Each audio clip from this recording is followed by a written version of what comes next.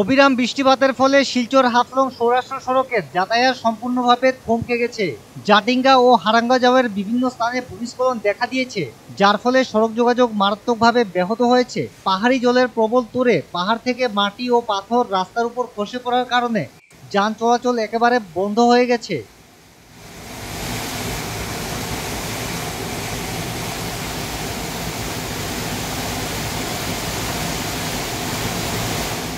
প্রতি বছর বর্ষার শুরুতেই বরাক ও উত্তর পূর্বাঞ্চলের জনগণের জন্য সড়কপথে গুয়াহাটি বা বহিরাজ্যে যাতায়াত কঠিন হয়ে পড়ে। চলতি বছরও ব্যতিক্রম নয়। শিলচর গুয়াহাটি ৬ নম্বর জাতীয় সড়ক এবং শিলচর হাফলং সৌরাষ্ট্র সড়কের বেশ কয়েকটি অংশে ভূমিস্খলনের ফলে যান চলাচল বিপর্যস্ত হয়েছে।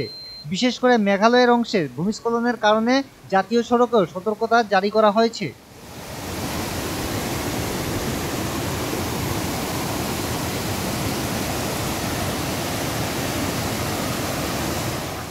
উত্তর কাছাড় প্রশাসন ইতিমধ্যে যান চলাচলের ক্ষেত্রে সতর্কবার্তা জারি করেছে। তাছাড়া মেঘালয় প্রশাসনও বিপজ্জনক পরিস্থিতি বিবেচনা করে লাল সতর্কতা ঘোষণা করেছে। সংশ্লিষ্ট এলাকার বাসিন্দাদের সতর্ক থাকার পরামর্শ দেওয়া হয়েছে এবং ভ্রমণ এড়ানোর নির্দেশ দেওয়া হয়েছে।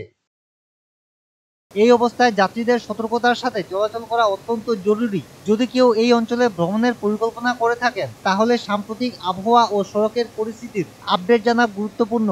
প্রশাসন যান চলাচল স্বাভাবিক করতে দ্রুত ব্যবস্থা নিচ্ছে, তবে বৃষ্টিপাত অব্যাহত থাকায় পরিস্থিতি আরও অবনতি হতে পারে।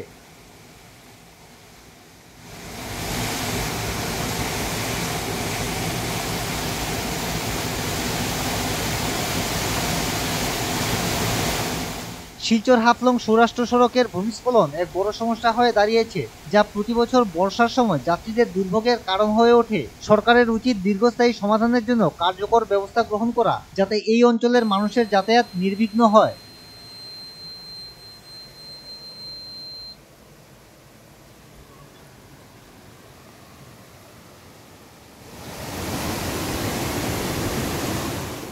Bureau report, north east update.